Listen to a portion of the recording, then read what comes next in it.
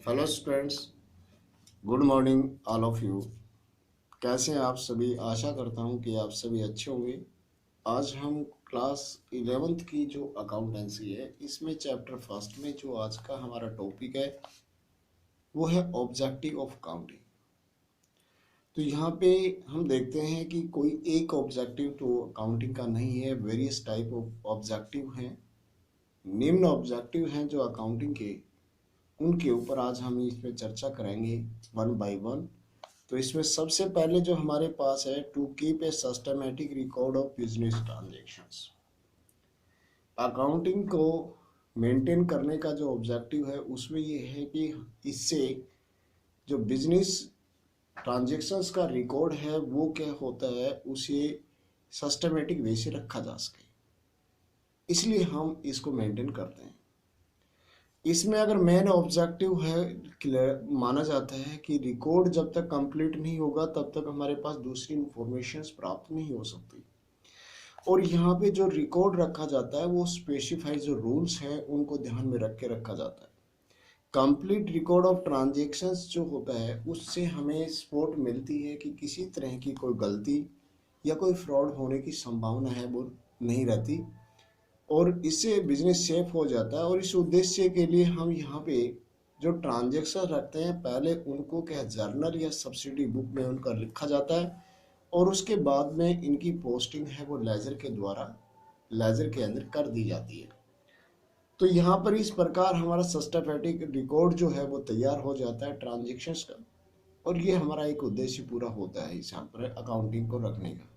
दूसरा जो उद्देश्य है वो ये है कि to calculate profit and loss, क्योंकि बिजनेस के अंदर ये सेकंड ऑब्जेक्टिव है अकाउंटिंग का कि नेट प्रॉफिट और नेट लॉस जो है, यानी कि बिजनेस की तथ्य जो है पोजीशंस है उसको दर्शाया जाए, और इसको करने के एक पर्टिकुलर पीरियड के दौरान क्या है वो जानकारी प्राप्त हो।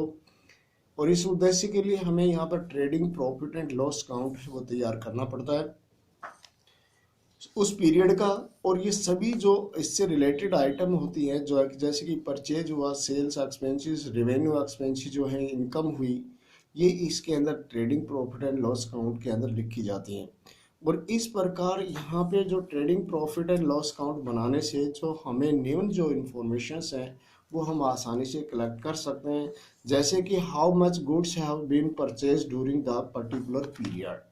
एक दौरान के पीरियड के दौरान हमने कितना माल खरीदा है, कितना माल हमने बेचा है, उसके साथ साथ अनसोल्ड माल है वो कितनी वैल्यू का वो रखा हुआ है, इसकी जानकारी हमें प्राप्त हो जाती है। और how much amount has been spent on the various heads, कौन कौन से हेड के ऊपर हमने कितना खर्चा किया है, और साथ में क्या है कि कितना वेरियस हेड से हमें कौन कौन से हेड से कितनी अमाउंट प्राप्त हुई है, रेवेन्यू प्राप्त हुई है, इसकी जानकारी हमें यहाँ पर trading profit and loss account बनाने से प्राप्त हो जाती है।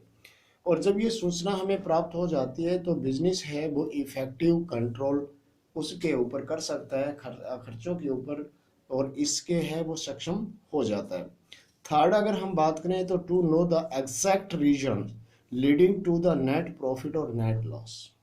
जब ये इंफॉर्मेशन हमारे पास मिल जाती है, कलेक्ट हो जाती है, इनके आधार पर आसानी से ये जान सकते हैं कि जो मेन प्रॉफिट जो हुआ है उसका एग्जैक्ट रीजन क्या है, और यदि लॉस हुआ है तो उसका एग्जैक्ट रीजन क्या है जिसकी वजह से बिजनेस को लॉस हो रहा है। उसके बाद में नंबर फोर्थ में अगर देखते हैं तो to ascertain the financial position of business. केवल एक वर्ष के पीरियड के दौरान trading profit and loss account बनाने से ही हमें पूरी इंफॉर्मेशन नहीं प्राप्त होती।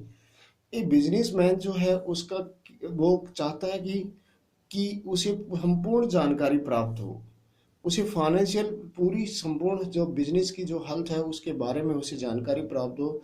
और इस पर्पस के लिए उसे क्या है कि प्रॉफिट एंड लॉस अकाउंट की बजाय उसे बैलेंस शीट तैयार करनी होती है, जिसमें बैलेंस शीट के अंदर एसेट्स की जो संपूर्ण जो एसेट्स होती हैं उनकी वैल्यू दी हुई थी है, जिसमें कितना कैश इन हैंड है, कितनी उसकी लायबिलिटी है, कितनी उसकी कैपिटल है, आदि संपूर्ण जानकारी जो है वो इसके अंदर दी हुई होती है बैलेंस शीट के अंदर।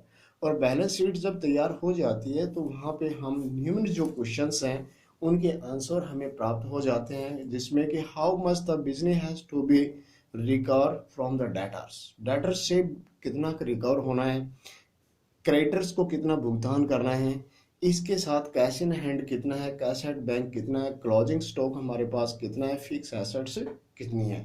इन सभी क्वेश्चंस के जवाब हमें बैलेंस शीट से प्राप्त हो जाते हैं। उसके बाद में हम ये देखते हैं कि नंबर 5 जो है इसका ऑब्जेक्टिव ऑफ काउंटिंग है वो है to ascertain the progress of business from year to year. क्योंकि जब हर पीरियड की हमारे पास रिपोर्ट होगी तो उस रिपोर्ट का हम कंपैरिजन करके ये निर्धारित कर सकते हैं कि प्रोग्रेस रिपोर्ट हम तैयार कर सकते हैं कि किस प्रकार से हम वर्ष टू वर्ष हम आगे प्रोग्रेस कर रहे हैं या नहीं कर रहे हैं, इसकी पूरी जानकारी हम प्राप्त कर सकते हैं।